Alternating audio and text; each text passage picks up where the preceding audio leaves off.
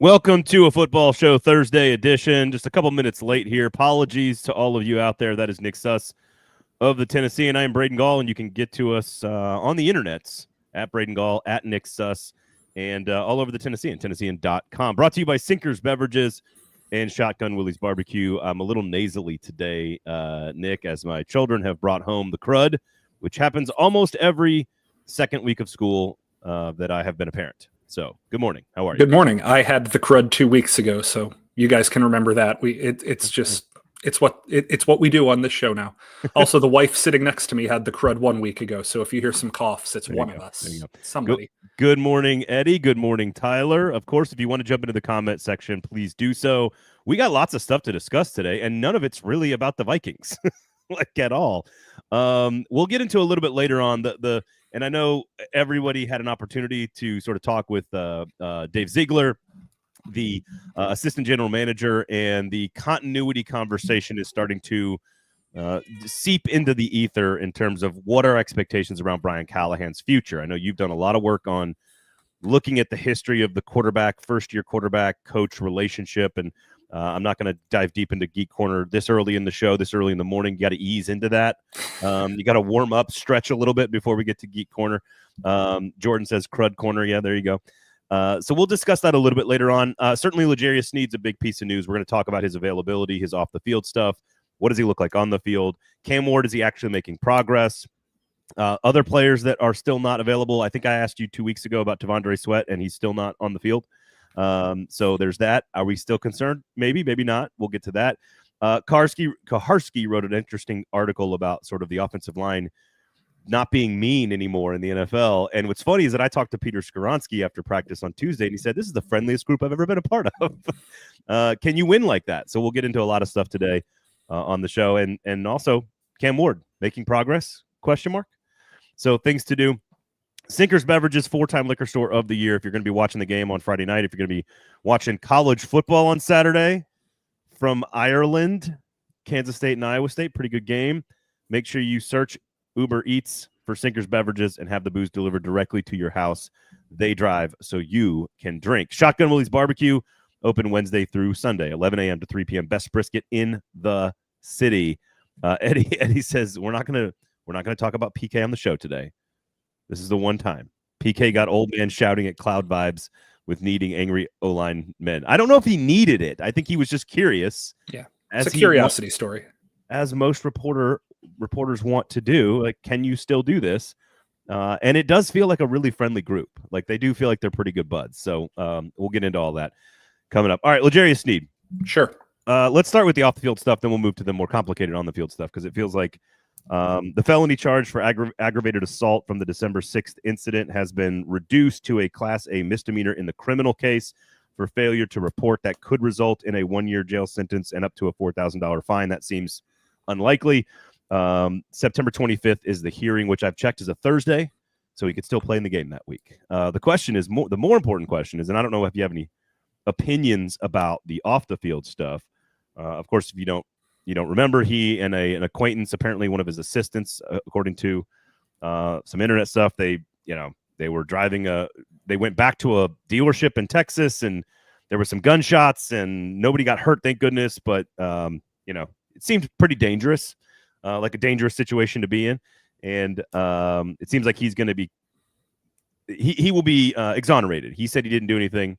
The officials now agree. So, and then of course he clears a physical on his knee on Wednesday, and he's on grass doing football things. So L'Jarius Sneed, how much is he back is the question. The interesting thing about him, and I don't know if you want to call this a good thing or a bad thing, but if there is anybody on this team who theoretically would know how to be ready for week 1 without practicing for an entire summer, it's the guy who did that last year. Now, we can get back into the many, many conversations about, well, was he actually ready for last season? And did missing all of the time last season hurt his ability to play? And what about 2 years ago when he didn't practice much leading into the season and he had this great year? And we go back to the thing we've talked about for 2 years on the show, which is cornerback volatility. It is the most volatile position in the NFL. because you are good one year, there is virtually no assurance that you will be good the next year. And there's virtually no assurance that in year 3, you won't bounce back to where you were in year 1. Unless you're prime Richard Sherman, unless you're prime Darrelle Revis, Champ Bailey, these guys in the 21st century who have been kind of ebb and flow proof. Even all pro corners can have dip years and rise years. And we all understand this. But when you're in the position of somebody like Sneed, who almost never practices, if he cleared his physical, and if he is in a position where the team believes he can move, I would not be shocked if he plays week 1. Will he be A1 100% the quality of the player the Titans wanted to acquire when they traded for him in March of 24? No way of knowing. Like, fundamentally no way of knowing. But so week 1, Denver, you'd imagine it's Cortland Sutton is the number 1 receiver there. Week 2 is probably the real test with LA when it's Devontae Adams and Puka Nacua, and you've got to choose who's covering whom.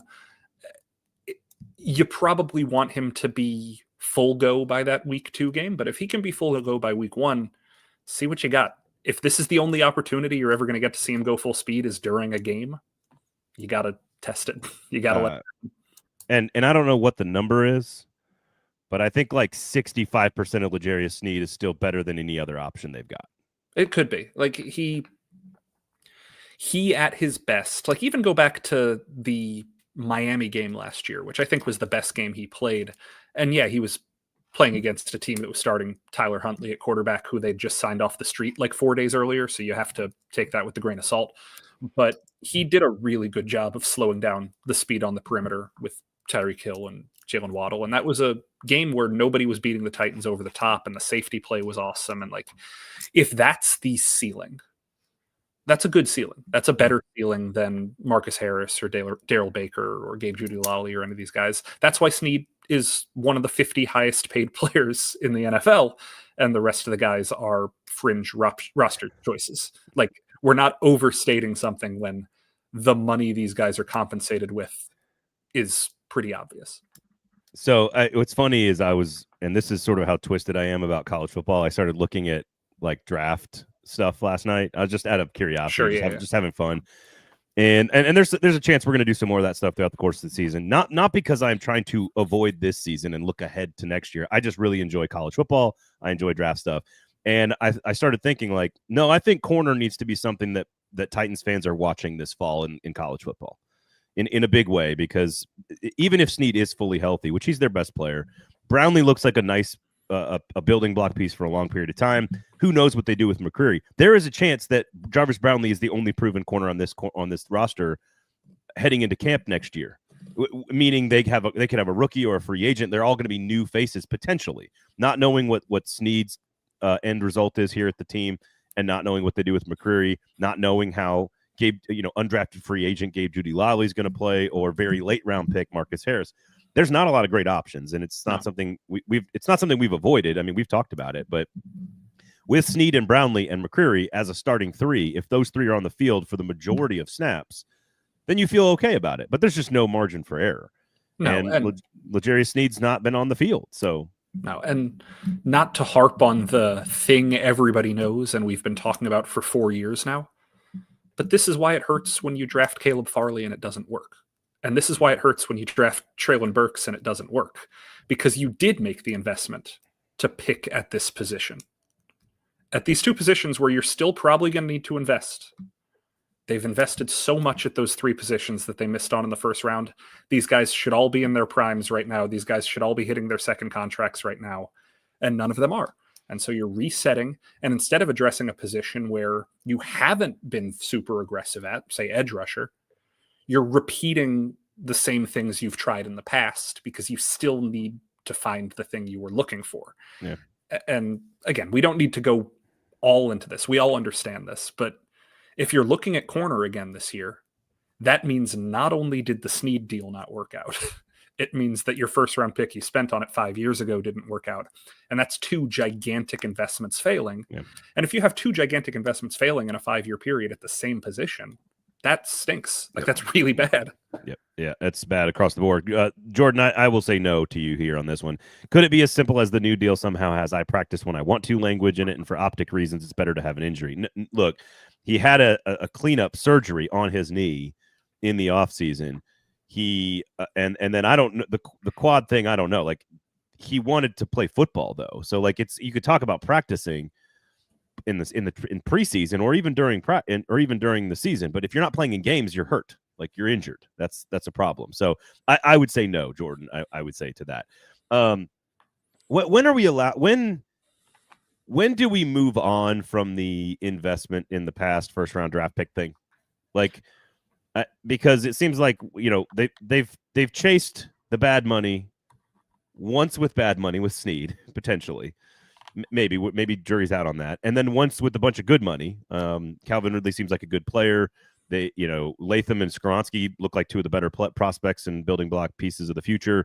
So I'm not saying they didn't have to chase the money. Sure. But they've done, I think they fixed some of those problems. I don't know. Does that make sense? And I'm not talking about the fix from the perspective of, oh, they're bad there now. I'm thinking of it as the tentacle is, if those 3 picks worked out at those positions, you'd have 2 extra first round picks and about $170 extra million that you could have used for other stuff. What? So it's less about, oh man, it stinks that Isaiah Wilson busted. It's 5 years, 6 years. We get it. It happened. Yeah. But it's you have to invest in JC Latham and Peter Skoronski to make up for that. And you have to give Dan Moore $70-something million, 80-something, whatever it was. 82? And you give $70 million to Sneed, and you give $90 million to Ridley to make up for these misses. If these guys hit, or if you made better investments with those picks, you're using that money on other stuff. I understand. So it's not about the picks. It's about the overarching resources. Yeah. Eddie says if they get caught faking injuries, they're screwed as a team. Yes, that is correct. Cushenberry was back though, and he had no like when we were watching him this week on Monday and Tuesday, he had absolutely no braces, no taping, no nothing. He's just out there working. So I think having both Sneed and Cushenberry back on a field 2 weeks before their first game is a huge step in the right direction, whatever it means for week 1 or week 2 or week 3. I imagine there's a ramp up and a build up period for both of them, but it is huge news for the team on the field to have both of those players be as close as it feels to playing actual football reps. So good news there. Yeah, please don't read this as in opposition to somebody else. This is me purely talking about Cushenberry. You can tell when somebody is sincere about like how much a recovery means to them. Talking to Lloyd over these last couple of weeks, he is different. Like, there is a sincerity, there is a passion for, he doesn't like how last year went pre-injury, and he didn't like how last year went with the injury. And he is recommitted and doubling down. I can sense a different personality, a different commitment for this guy. And this is a guy that was voted a team captain last year, right? And like, even then you can sense there is more to what he is preaching and delivering. So if it's week 1, if it's week 2, whenever he is like fully cleared to start, I do think that there is a chance that he could be the player the Titans invested in rather than just a pretty good piece like he was last year. If you're watching on YouTube, this will be a treat.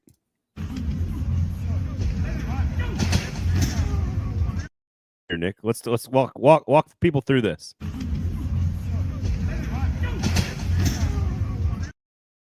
We do a show together. Why not? Why not just show people what it looks like when he is like, oh, content, and I'm like, oh, content about content, the metaverse. It's like why am I drawing a blank on the Inception? Is it Inception? Yeah, that's what it is. Yeah. Yes, content about content, being used in content. It's fantastic. So I was like, you know what? I don't look terribly out of shape there, so I'll let you do it. It's fine. even though I've had a bad week. So no, not as much working out this week. I'm just doing lots of meds at night and lots of fluids. So there you go. All right. So how about the rest of the availability? Any concerns? I know, look, tonsils are tonsils. I don't know what to make of Tavondre Sweat's tonsils, and I don't know what that means. I don't know. This is not a normal football injury that we discuss or understand. Winston, also kind of a unique situation, but neither of them have been practicing. Ridley has not been practicing the last couple of days. That just seems like kind of standard maintenance for him. No big deal. What about the rest of the injury report going into what is going to be an important game for cuts next week, but not really an important game for the starting 22? Yeah. September 7th is further away than we give it credit for. I think that routine maintenance is good. You do not want a hamstring injury to turn into a hamstring pull. You don't want an abdominal injury to turn, like, if there is a twinge, it's better to keep guys out than to force it and turn it into a long-term injury. I'd rather guys be practicing, but if somebody's not practicing, I'd rather it happen on August 20th than on September 20th. So long-term concern, sure, but not practicing doesn't necessarily mean not conditioning, doesn't necessarily mean eating a bunch of Twinkies and falling out of shape. Like, I think that whether these guys return a week from today or whether they return the Thursday of game week or whenever it is, I am less concerned about long-term, long game type issues with any of these guys, because that's what the Titans are playing here. They're playing the long game. They're not playing the hurry somebody back, make sure somebody's ready right now. They got 17 games to play.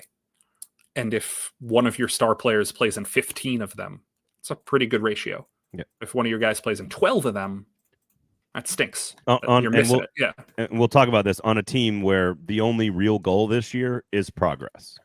Yeah. Just make progress. And if you make progress, then I think, as the front office has defined, that is successful. And so if T'Vondre Sweat plays 15 games and Winston plays 14 and they're both good and the team is better at the end of the year because of it, then great. Yeah. That's where you are on this. Is Cush non-contract right now? No, the answer is no on that. Yeah. He is certainly contact. I think Kendall Brooks is the only one that was wearing a non-contact jersey most of the week. It's fair to say that Cush is limited but contact. Yeah, for sure. He's not playing more than 2 or 3 snaps at a time. They are easing him back in, but when he's out there, he can hit people. Yeah. All right. So there you go from an availability standpoint. Sinkers Beverages, Shotgun Willie's Barbecue, 2 great local companies that keep this product free for you. Make sure you subscribe for good journalism, Tennessean.com. Nick's got some good stuff coming for you.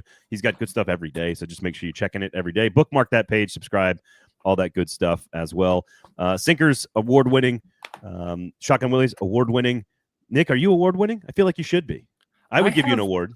I have awards, not in the state of Tennessee, but I have some Mississippi awards. And we saw some football awards last week on the show. Yeah. In your high school bedroom. Some Mississippi awards? Yeah. Everything. You're wearing that. I've got my Mississippi State College World Series hat. Everything's Mississippi. Everything is Mississippi. But not to brag, they're not impressive awards, but I have been awarded before. I don't think I have for anything, actually. So there you go. It's just, I'm having a great week is what I'm hearing. All right, I want to ask you about Cam broadly, because suppose, I was not able to go out on practice on Wednesday. I was there Monday and Tuesday. They weren't necessarily great practices. Monday was pretty bad. And that was the one that had the scuffle in it or whatever. And Simmons, had his time after practice on Tuesday to sort of address it. If you want to check out both Jarvis Brownlee's quotes about this, Cam Ward's quotes about this, Brian Callahan's quotes about this, and of course Jeffrey Simmons, you can check us out on the socials. I post a lot of the players and a lot of the warm-up stuff on the YouTube page as well. So 440 Sports there. And on Instagram, 440 Media. You can follow me at Braden Gall on Twitter and find some of this stuff. So I'm not going to play a bunch of it here. It felt like, and I just want to reiterate this on the scuffle, because it feels like it got blown out of proportion. I thought, Paul and I disagreed on this. I don't think it's a big deal. I think I kind of agree with Jarvis Brownlee that it shows the toughness and sort of the fight and the dog in Cam Ward. Paul is entitled to his opinion. I don't have any problem with him saying, hey, what's going on with this red jersey? Brian said basically it's non-story. I've never seen anybody kicked out of practice. There were 2 plays left. Like, I don't want to rehash the whole thing. I do think Simmons, here's ultimately my question is, like, Simmons kind of had a prepared-ish type of semi-prepared statement after practice on Tuesday, and he just said, like, hey, this is a thing that happens in camp. It's tempers. It's not a big deal. We left it behind us. We're moving on, which I think is totally fine and acceptable. And then he wouldn't take questions, and then PK, of course, had to ask some questions about it. Is there anything here at all that shows you that maybe Simmons is still the same guy that we've seen for the last 6 years, that he is still this guy that kind of at times runs a little too emotional and maybe he doesn't? I don't know. I'm grasping at straws here to see if this means anything to you at all. I have heard secondhand. I will leave names, I will leave teams out of this, but I was talking to another reporter not too long ago, and he was telling me about a conversation he had with a player in the locker room he covered with a veteran offensive lineman. And talking to that veteran offensive lineman, he asked, who is the peskiest, most annoying, nastiest defensive lineman you've ever had to go against? And the answer was Jeff. This is who he is. Like, whether or not it matters, like, he gets emotional, and that is part of his game. And he's probably one of the 5 or 6 best interior defensive linemen in the NFL. He had a big debate about that at practice. And this is partially a reason why. So, like, should he be shoving the quarterback? Probably not. Like, not defending that. Should the quarterback be shoving him? Which I think has been lost in the conversation that Cam provoked it. Probably not. But these are two guys that run hot. These are two guys that like to show other people up on the field with their talents. And, like, yeah, I have no problem with it. I am not bothered by it. No. Is it Jeff repeating old patterns? Well, say what we want about plateauing and say what we want about should he be better now than he was 3 years ago or whatever. But, like, if he's repeating old patterns, these are the old patterns of a 2-time All-Pro and 3-time Pro Bowler. Like, he hasn't reached the Aaron Donald, Chris Jones level of dominant, game-changing, every single play player. But he's still a pretty darn good player. So I don't necessarily get overwhelmed by that. No, and I honestly, like, if Cam Ward's the one starting it, I just don't care. And I don't want to rehash the actual incident. I felt more like when you came to talk to us after practice on Tuesday, you sort of had the thing you wanted to say, which I respect, and I think that's a smart move. But then to kind of shut it down, I guess it just, like, I don't know why you didn't kind of have something ready to go and say, hey, like, that was Monday and we've moved on. Like, I don't know. And PK's antagonistic. He can do that in general. And dog with a bone, that's a good reporter at times. So I don't have a problem with what he's doing either. I don't know. I just think I thought, I guess maybe I was seeing a slightly different, more evolved version of Jeffrey Simmons, and maybe not. I don't know. I mean, but maybe that's not what you want. Maybe you want him to be the same player that this offensive lineman is saying, like, man, that's the dude I remember going against, and I don't want to face him. So I don't know if we're making too much of it, if it's an indication of something else that we should be talking about. Like, that's kind of where I'm at on this. Is I'm just sort of I'm torn on, like, I think he thinks he's a better leader than he really is. But because he's so good, he's naturally, like, by example, going to be a leader to younger players, even whether he likes it or not. And I don't know if that's a big deal. I don't know if that matters to the success or failure of the team. And so I'm sort of torn on how. I think you're right to just say this is who he is, and that makes him a really good player. And maybe he's not this thing that everybody wants him to be, but, like, that's not a big deal either. So I don't know. It's like the trope in, like, kids sports movies where you got the one athlete who's, like, really, really good at one thing, and the coach who's trying to teach them to be more well-rounded. And then it's like the fourth quarter or the third period or whatever, and the coach is like, hey man, do the thing you do. And you just unleash that, like the Bash Brothers in Mighty Ducks 2 or whatever you want to talk about. But it's just like knuckle puck. It's just like the one thing that makes you can try and change that and try and be more well-rounded. But fundamentally, Jeff plays like Jeff, and that has led to more success than failure. Has it led to enough success? Jury's out. We can debate that. But I have no problem with his general demeanor. I don't either. And I just think there's there's an element of the fan base, and maybe this is all it comes down to. There's just an element of the fan base that thinks that he could do more, and maybe that's just not in the cards, and that's okay. So, and when you're the best player on a team, like I think that some of these people have talked about, I think QC has the comment here somewhere, but like when you're the best player on the team, you are expected to do the most. And he plays a position where how many times in the history of the NFL has somebody playing that position pretty much led a team to a Super Bowl? Twice, like Reggie White and Aaron Donald, like Mean Joe Green. Maybe you could make an argument. Like it's doing the most from that position historically, not the easiest thing to do. No, it's an incredibly difficult position to play. So again, the incident itself, I thought was blown way out of proportion. Like I just, we came on the air on Monday at 1:00 and said, this is, in my opinion, this is not a big deal. In my opinion. Yeah. Again, other reporters may disagree with me. Other fans might disagree with that, but that's what I said on the show. I stick by that. If you're wearing the red jersey and you shove a guy in the back, you got to be willing to take some of the consequences. That's it. And so I'm more interested in sort of again, this is not because of the incident necessarily. This is because I thought when I talked to Jeff a couple of times at the beginning of camp that it felt like he was in a different place mentally, and maybe he's not, and that's okay. That's okay. It's not upsetting. Speaking exclusively from selfish reporter mode, I have gotten a couple of very insightful answers from Jeff in camp this year about big picture team wide items. It's a little different when somebody is being defensive, because whether or not we as reporters interpret it this way, I totally interpret why Jeff would consider it spin or an attack to be asked about something that nobody on the team seems to think is a big deal. Right, exactly. So like talking about himself and talking about incidents where he's a little bit backed into a corner having to defend his own actions that he didn't necessarily think were inactionable. He's a human being. Is different than he has seemed different and has seemed a little bit more insightful when it's talking about big picture stuff. That's true. That's a very good point. And obviously, I know people don't realize this, but football players are in fact human beings. So we do have to acknowledge that. Big ones. But they are human beings, yeah. Built in a very genetically bizarre way, but they are human beings. So the Cam side of this, so Derek says, Cam, this is a perfect segue, Derek. Thank you for this comment.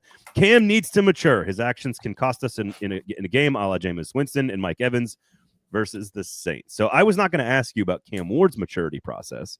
I think he's going through a rapid intake of information across the board. I think he is fire hosing scheme. He's fire hosing leadership. He's fire hosing lifestyle. He's fire hosing adult professionalism. Like he's drinking from a fire hose. And so I think he's made progress. It's hard to define that progress and explain that progress, but I think he is. Are you on the Cam needs to mature thing? Like I don't think talking trash in training camp after a play is a sign of immaturity. Yeah, immaturity is not the word I would use. If we are, we're going back to my favorite game that we haven't talked about in a couple of months now, but my every adjective has a synonym that means the opposite of itself.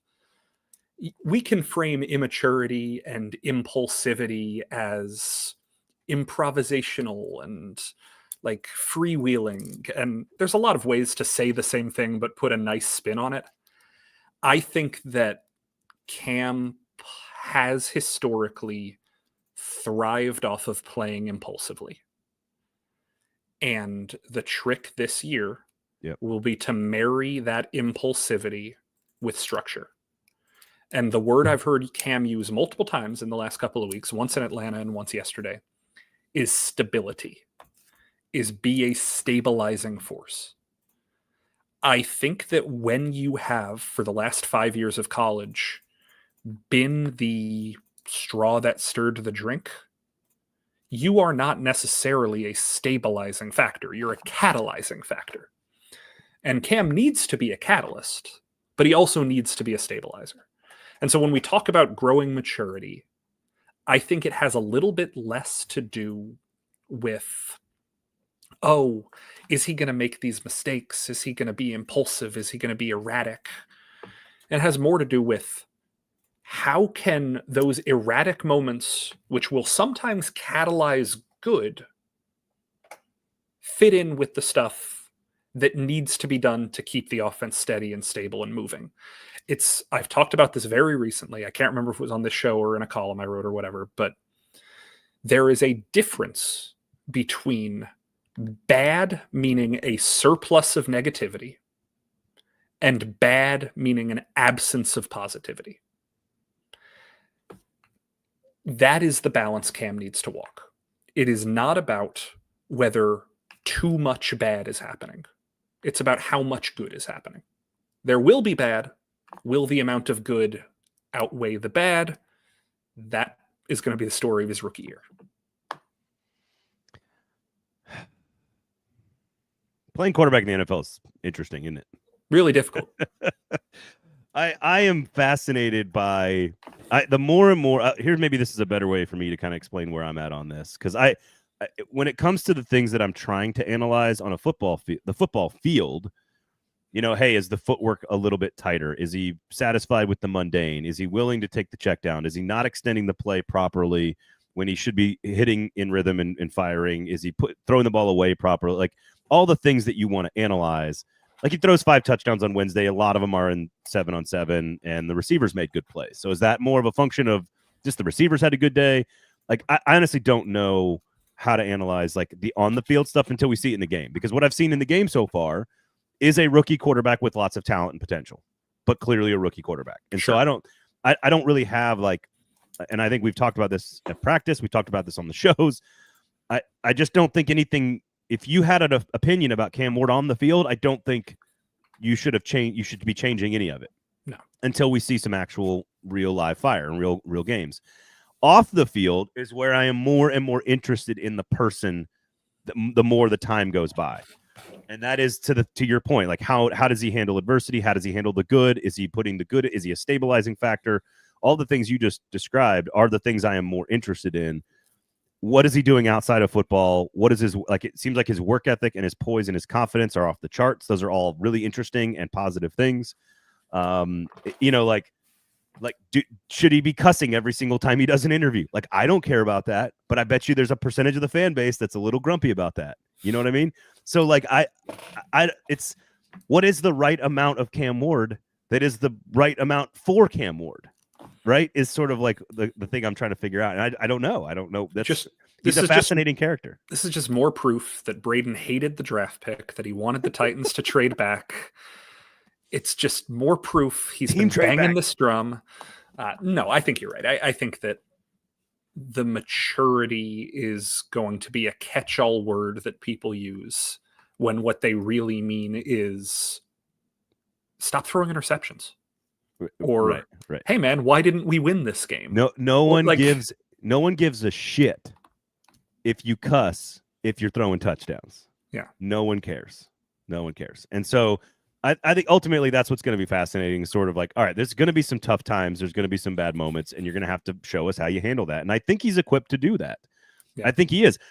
But here's the thing: you could be totally equipped to handle all of this: the spotlight, the pressure. The gravity of the situation, the ability to manage adversity, all of that stuff, and you still might not be good enough on 3rd and 8 to complete a pass. Like, sure, I'm not. It doesn't translate to success necessarily, but it certainly gives him a chance. And I think that's what's interesting here is that the person, and it takes time. Like, you can be a draft scout and you can watch film all you want to. You can watch football, college football as much as I do. Being around a human gives you far more insight into how that person works and what they're doing than any other way you can do it. And so having now been around him a little bit more, he is a far more interesting creature as a human. Like, he's just a fascinating person. Right. And so we'll see. People love your authenticity and moxie until you don't give them what they want, which is wins. So we'll see. So there you go. So have you seen progress on the field from Cam Ward in the 3.5 weeks of camp plus OTAs and rookie camp? Like, have you seen him get better? Do you consider progress and growth to be synonymous? Maybe. Okay, because maybe I've seen growth without progress is the way to say it, if we can draw that distinction. No, my brain immediately agrees with you, so you're probably right. I think that I am seeing a player who is doing more of what he needs to be doing and who is getting more efficient at what he needs to be doing without the results looking all that different. I think that's fair. All right, we'll leave it at that. Shotgun Willie's Barbecue, the best brisket in the city. From scratch side items, banana pudding off the charts.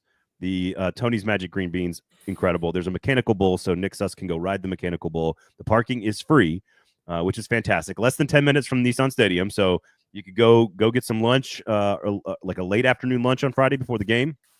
Slide on down to your tailgate and have a good time on Friday. It's open 11 a.m. to 3 p.m. Wednesday through Sunday. Sinkers Beverages for all your beverage needs. They got a great bourbon selection. They've got all the extra stuff too. They've got RTDs. They've got THCs. They've got all the other acronyms that you need when you consume fun beverages over the weekend. So make sure you remember Sinkers Beverages. Uber Eats, search Sinkers Beverages. Sign up for the in-crowd as well. You'll get all kinds of access to like early drops, as the kids say these days, about cool bourbon and stuff. So go check that out.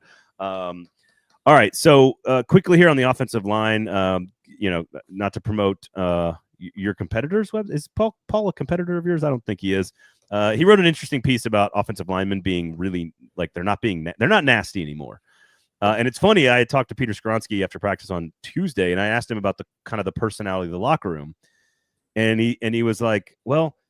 He's like, actually, this is like one of the friendliest group of guys I've ever been around. And that's pretty rare in the NFL because, the NFL is like about being mean. And I was like, okay, I hadn't thought about that being that big of a deal until I read Paul's article where it's a very well reported piece. Do you think you can flip a switch? I thought the more interesting thing in the story was that the mean offensive linemen from like the 70s and 80s were just actual assholes. Like they were just actually bad people. So I don't want that on my team. I don't think we need to go back to that. But can you be a switch flipper as they talk about? Yeah. Like short answer, yeah. But this is going to be the tangent that leads to something. But it's about football. I'm not just going to randomly talk about The Simpsons or something this time. My least favorite development in the last 15 to 20 years of the NFL is that thing that happens where a defender crosses into the neutral zone and an offensive lineman jerks backwards and just does a flinch to draw the 5 yards. Instead of like punching him in the face. Instead of punching him in the face, and also instead of just like letting him get back. Like, I understand the competitive balance of, 5 free yards. I will teach my player, set backwards, move a little bit, you gain 5 yards. Perfect. Fundamentally, I think the defense should be afforded the opportunity to get back because that's how the rules work. And I understand the difference between neutral zone infraction and encroachment and offsides and all these things. But it annoys me because you've got offensive linemen who are... It doesn't annoy me that they're cerebral, but it is showing the cerebral side of the game much more than the physical side of the game, that you are taught go backwards. And that it looks so avoidant. And it just bothers me that offenses can gain 5 yards by being jerky, both in a physical sense and in a literal sense of it's kind of jerky to just steal 5 yards from the defense. So all offensive linemen are soft, are being taught to be soft, is what you're saying. I don't think it's a matter of softness, but I do think it is a matter of this wasn't happening. Did this happen when you started watching football? Or was it go shove the guy? Or was it let the guy get back? No. It's as soon as they change the rule to be that you're not allowed to go back, that if the offensive lineman moves, which I also like, if you're talking about just the merits of the rule, I also understand like why is that person allowed to jump into the neutral zone and move around and not get a penalty, but I can't? I know why, because when the ball snapped, you move, and that's the signal to the start of the play. Like I know why. Yeah. But there's not a clean answer to it, right? I think that's kind of your point. And it's not, but here's the thing. It's when that rule change happened, the RPO game also became such a huge part of offenses kind of a little bit after that.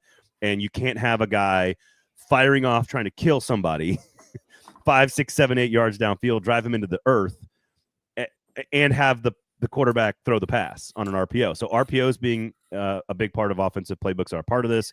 I also think zone offenses, zone blocking schemes are a little different as well. which I think, according to James Foster, was like 45% of the Titans' run plays last year.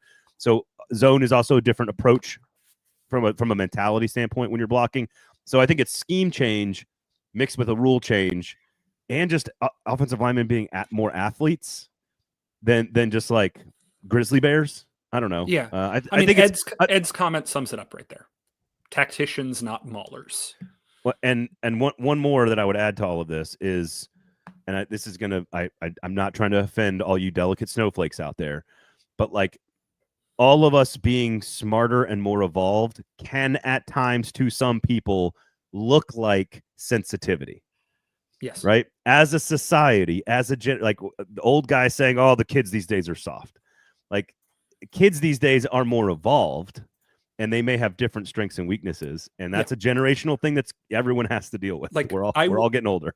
I will leave names out of this, but let's just say we're talking about a fifth grader named Nicholas Suss. Let's just hypothetically talk about a fifth grader named Nicholas Suss. Hypothetically. Just a made up person. Who was hypothetically in the fifth grade playing left guard and had a play on the offensive line where he pancaked a guy. And the running back went for 75 yards. But instead of following the play, he stood over the guy he pancaked, knocked him down a second time when he tried to get up, kept standing over the guy, knocked him down a third time when he got up. The ref looked at him and said, "Come on." The guy got up a third time, knocked him down a fourth time. The ref flags you and takes off a 15-yard penalty that invalidates a 70-yard touchdown. I don't think I'm a mean person. That's a switch that was flipped in the moment, and my prefrontal cortex was not probably developed properly as a fifth grader. But if there, that's why I believe flips can be switched or switches can be flipped or whatever the friggin' phrase is. People can just want to hit somebody because you're in a moment where it's like, oh, I'm allowed to hit somebody. And then when you're not allowed to hit somebody, you don't want to hit somebody. I am so wired the same way. Like I am a soft, lover, not a fighter. I've never been in a bar fight in my entire life, but I needed sanctioned violence to get my energy out. So I was hockey, football, boxing. Like I needed to hit things, but I needed to be legal. I needed to be allowed. Eddie, to your point of whether the coach got mad at me, literally what happened is I got so panicked about the penalty that I started like hyperventilating and crying, and the coach took me off the field and let me cool down for 2 plays before sending me back in. The dichotomy of generational change and NFL football, a study done by Nick Suss. Yeah, I'm 30. Well, I'm the 30, 31. I'm roughly the same age as a lot of the players on this team. This is who they were playing against. Coach Wills, I am learning each week that Nick has a dark side. I don't think that's true. I think this is, and I think your point ultimately is, so I was watching I've actually been watching Hard Knocks, which I don't normally do, but I watched it because it's the Bills and they've done a different thing this year. It's a great team with great players. And I'm sure I'm going to get some hate for this, but like my kids love watching it and they're 8 years old, and I want them to see hard work and dedication and what it all looks like, even though like we don't really care about the bad words. So like it's worth it for us as parents.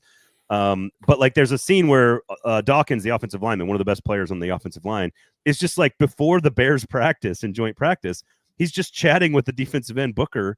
I think it's Austin Booker, and he's just talking with him. And he's like, "No, man, I'm here to help you, dude. Like, you got to be great. You got to be the athlete. He's like pumping him up before practice." And I'm like, that's a new thing in football relative to like how I grew up watching football, which is that everybody hates each other. and it's just, we're just in a different place, and it's okay. I think being a master tactician and being unflinching in your ability to execute your position doesn't require you to have some extra evil inside of you. I think you can be a Northwestern grad, right, and just be a master tactician if you also happen to be 6'4", 335 pounds and really effing strong. Like, just do the job right, and you can be a great offensive lineman. And I think having all 5 of those guys, as long as they're finishing the play to the whistle, and that's what's because that's killer instinct can happen as long as you're just doing your job. And I think that's what matters. Sorry if PK asked it and I missed it and I didn't see it in the story. Did anyone ask if Skoronski's granddad was an asshole? I don't think so. Like, generationally, did it go from my grandfather was mean as a football player and now I'm nice as a football player? Or is it maybe just that family's nice? or that family's tactical, or whatever it is. I don't know. Right. It seems weird to paint it as in the past people were mean. Well, and I think these guys are like, I think it's here. Okay, here's the interesting trade-off, and this is pedantic, but that's the name of the show. I think you could argue that a close-knit group of guys who happen to get along really well, even if they are friendly and nice to each other, could actually lead to more success than a bunch of snarling mean dudes who maybe there's more tension and friction that you need. I don't know, but I think it's possible to skin the cat multiple ways here. That's a really good segue into the continuity stuff if you want to move on to that. But first, let's do it. I think that you've drawn a good distinction here. On Mondays, you and PK do a football show. And on Thursdays, we do a pedantic football show. Yeah. Let's change the title. The Thursday edition is a pedantic football show. I enjoy pedantic discussions. I think, in fact, I think all of society, if we had more like 1960s Greenwich Village sitting around being pedantic, we'd be in a better place. But that's a story for another show. Do you know how many times we said podium today? And I wanted to be like lectern. It's a lectern. I love pedantry. I don't think I said podium at any point today. We've said Cam Ward at the podium. We've said podium. Right. Yeah. Go check out Pod West Nashville if you want all those long form pedantic conversations about our society. Okay, outside of football, that is.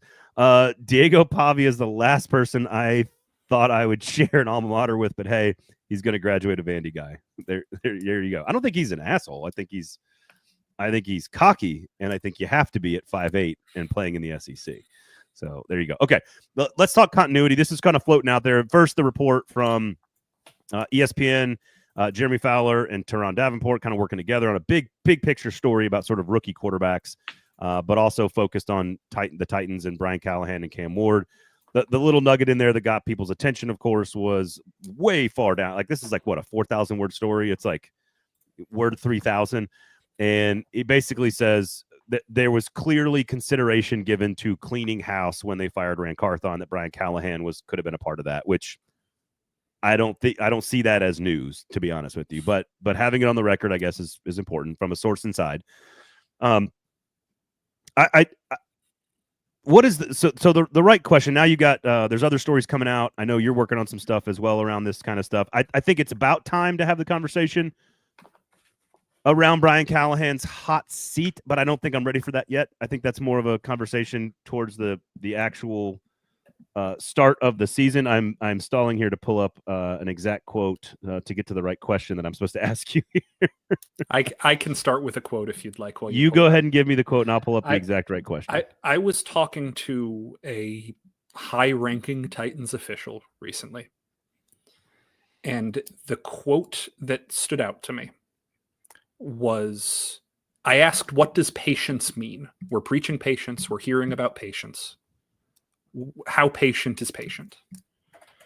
And something that I heard was, it's okay to expect growth. It is okay to be impatient about growth. This isn't about wins and losses. This isn't about outcomes. But when we talk about continuity, anyone who says, oh, so-and-so is definitely getting fired, or anyone who says, oh, so-and-so is definitely safe, is missing the point that what needs to be seen is fundamental change, is proof that the emphasis put on this offseason, which, keep an eye out, first week of September, I'm going to have a big story about all this. I'm working on it right now. I've got one more interview. I've got all this stuff, yada, yada, yada. But Tennessean.com. Tennessean.com. As this happens, we need to evaluate that there are three different kinds of getting better. As a football team, speaking super duper broadly, you can get better because you've increased the talent on your roster. Number two, you can get better because you change the way you do things on the field, schemes, techniques, those sort of things. And third, you can get better because of culture. The Titans have seemingly gone all in on culture this offseason, both front office culture and vision and goals and attitudes and all of those things there, and on the field culture with what we've seen emphasized with togetherness and connectivity and eliminating sins and all of those things. That's been the emphasis. I interpret so much of the decisions that have been made from the football side this offseason to be an indication that the people in charge think that the schemes and the ideas and the plays should have worked last year. And that the reason they didn't work were self-inflicted errors, were mental mistakes, were penalties, were unforced turnovers, and a lack of general connectivity. And so I asked Jeffrey Simmons the other day, hey, you guys are more connected. You're playing cards together after practice. You're watching film late at night on a 10-day road trip. You guys are more connected. Fishing. They're fishing. They're fishing. How does that make you better at football? And Jeff brought up the comparison to a relationship or a marriage of if you're in a partnership with somebody, there needs to be a fundamental trust. When things are going good, you need to do what you can to build the trust so that trust is banked when things are going badly. Yeah. And that is... I sound like my father now. And that is true, but it also, in some ways, reeks of the impulse to not correct things that are bad, just to trust through things that are bad. And I'm not trying to insinuate that anything happening here is irresponsible to the goal of getting better. But I was talking very recently to a hope scientist, somebody who studies hope for a living. And we were talking about the difference between hope and wish, and how sometimes people use hope, say they're hopeful, but what they really are is wishful. And the difference here is when you are hopeful, you do the things to commit to fix the issues. You don't just want the issues to go away. And when you are building a football team via talent, or when you're building a football team via scheme change, those are practical changes that you can see a difference on whether or not you are doing the thing to make the bad stuff go away. It's a lot harder to rationalize that when the way you're doing it is with culture. And none of this is a rebuke of the strategy that the Titans have had this offseason. This culture shift might work in a really, really strong way, because college football is a great example of culture coaches, CEO coaches being incredibly successful because they are getting people to row in the same direction, and they believe in the good to great mentality and the will to prevail and all of this stuff. At places like Kansas State. Yeah. It matters when Matt Campbell can do that, or Chris Kleiman, for your example of Kansas State, Iowa State this weekend, man. It's going to be great. It's going to be awesome. All of that stuff matters. So I am not talking down the idea of culture, especially when last season it seemed like the goal was throw talent at the issue, and that did not work. I think we can all agree the Titans invested in a lot more talent last season than they did this season. And last year they went 3-14. But you wait, hang on. Say that again. Last season, the Titans spent the offseason investing in talent. They went out and got L'Jarius Sneed. They went out and got Calvin Ridley. They went out and got Lloyd Cushenberry. Okay, they used a first-round pick on a talent. Do you disagree? All right. I think increasing the talent is a strategy that every team deploys every offseason. Sure, but the Titans' primary strategy last season was... Well, no, because they changed the coach. So wouldn't that be culture as well? But and scheme? That would be all three last year. It was right? all three. But I do think that the primary goal from the front office side, at the very least, was the Titans will get better if the Titans have more top-level talent at more important positions. Okay, let me... At the pedantic preacher, if you want to follow Nick Suss on Twitter. And I mean that as a compliment, by the way. By the way, you guys in the comments, really good stuff here. So I want to get to some of your stuff because I find this fascinating. I think they tried the talent angle both years in a row. I think they've tried that this year, and I think I tried that last year, and I think it's something you kind of have to do all the time. The scheme, And this goes to one of the comments here from Jack, who says the fact that they were even thinking about pulling the plug so quickly on Callahan last year lets me know that this is still a poverty franchise. I would totally disagree with that. If you are not considering improving every position in your organization at all times, you're kind of not doing your job. Yeah. Now, if you do pull the trigger, we can start talking about impulse and strategy and patience and all this other stuff and fair shake, giving him a fair shot and all that other stuff. I think it's clear that they did not change scheme other than special teams in this offseason. So clearly they are buying into and believing in the trio of Holes and Denard Wilson and Brian Callahan. Now, Hardegree, I think, is a big part of this. I think we got to make sure he gets the credit. If Cam Ward develops, Hardegree needs a lot of credit. Yeah. But I think what's interesting is, and I think maybe this is part of your point, that because you didn't change the main pieces, scheme or talent, other than the quarterback's a big one here, so we got to make sure we include that it will be harder to see, or maybe even harder to execute the culture shift because you are not doing it with a completely clean slate. To Jack's point, if you have the number one pick in the draft and you're firing your general manager, you 100% need to consider firing the coach. Sure. Because that is a true clean slate after the worst record in the NFL.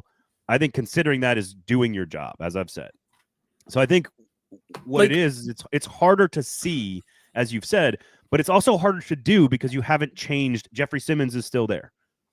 He's still the leader. Even whether he likes it or not, or whether we like it or not, he's still the best player on the defense. And so, and let's also put it this way: it was hard to figure out what the problem was last year when you changed 3 variables at once. Scientific method, scientific process, if only one variable changed this year, it's going to be a lot easier to tell, hey, will the schemes work? Yeah. So it might be a good thing, but it might also be backing yourself into a corner. Yeah. And if people want to talk about hot seat and continuity and can you guarantee on August 21st that a coach is safe or a coach is not safe? No, you can't. I can tell you there is a difference between want him to be here and will be here. There is a difference between guy is safe and guy has to document growth.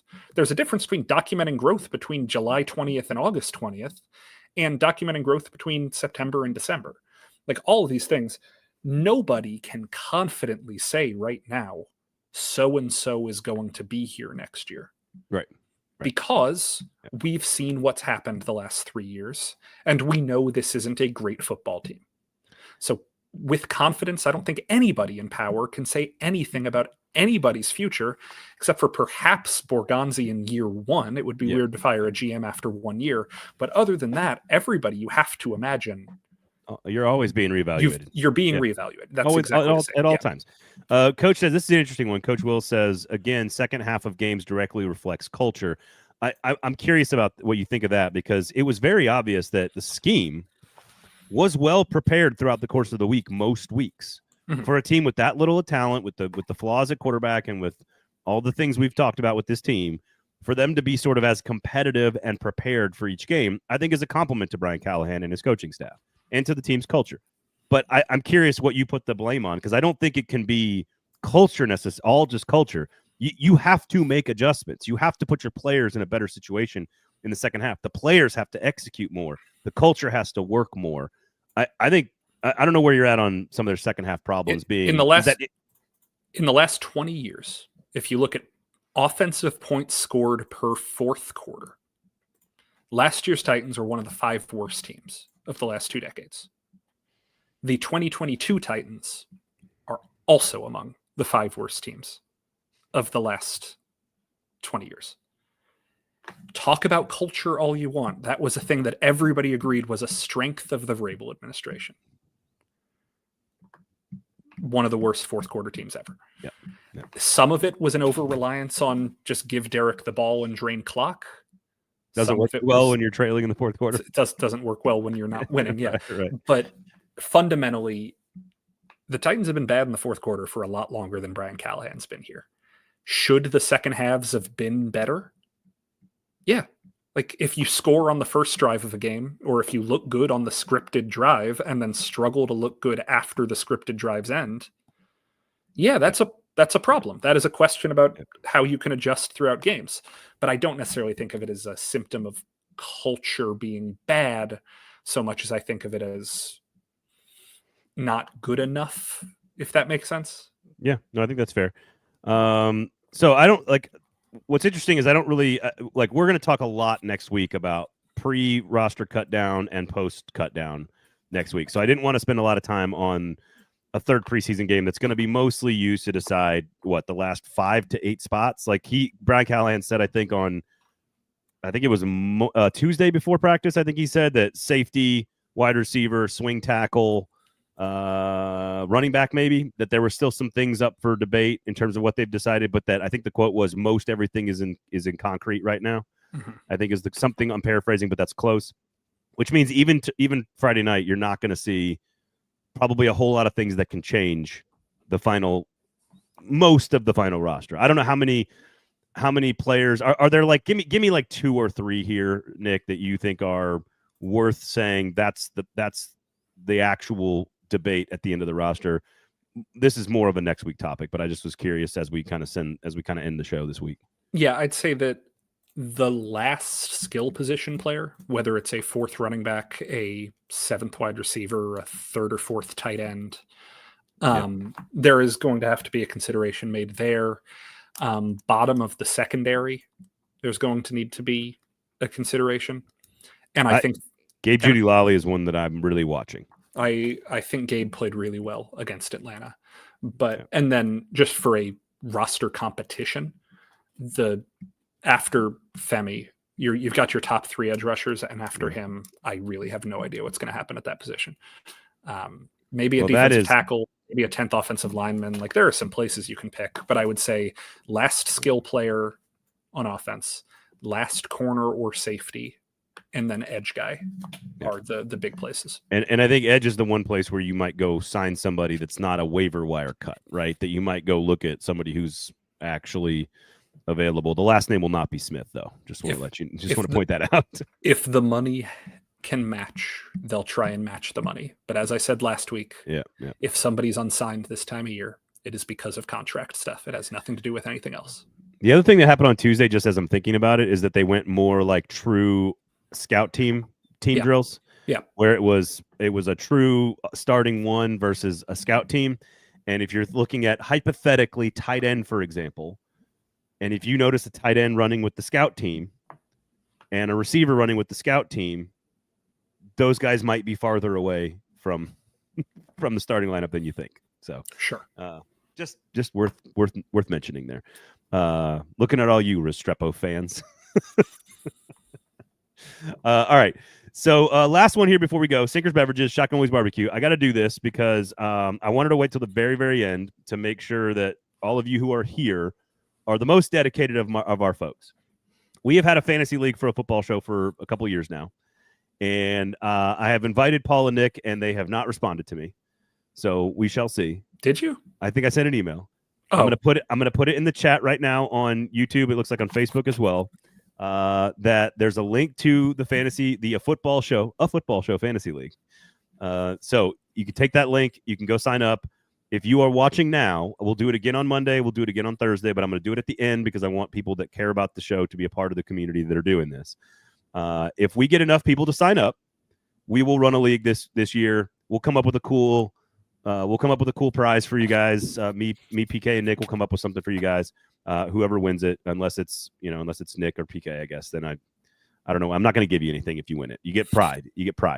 But the link is in the show notes there on YouTube and Facebook. So please check that out. 5 stars on the podcast app of choice. Make sure you check out Sinkers Beverages. If you're watching the games this weekend, college football coming up on Saturday, search Uber Eats for Sinkers Beverages. Have the booze delivered directly to your house. Do not drink and drive, of course. Duh. And obviously, Shotgun Willie's Barbecue, 11 a.m. to 3 p.m. Wednesday through Sunday. So look, Jake's already registered. There you go. See, this is why I do it at the end. If you guys want in, we'll do an online draft if we can get together. Shotgun Bill has said that he'd be willing to host us, maybe. So maybe a number of you guys want to get together. We'll see. It's a little thrown together here at the end, but I wanted to wait till the last minute to give you guys the most loyal audience members a chance to join the league. So there you go. There's the link. For Nick, I am Braden. Thank you for hanging out. Thanks for listening. All that great stuff. Thanks for supporting. We do appreciate you guys. This has been a pedantic football show. Have a great weekend, everybody.